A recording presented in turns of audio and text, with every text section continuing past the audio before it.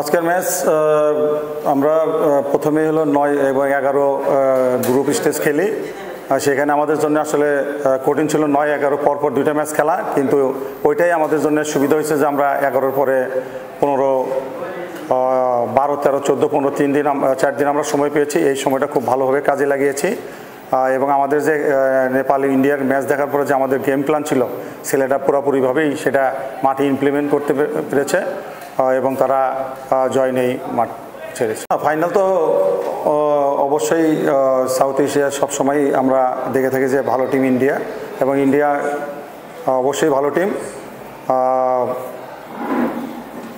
মানে তুলনামূলকভাবে ইন্ডিয়াই এগিয়ে আছে যে ফাইনালে যাওয়ার জন্য। তো আমরা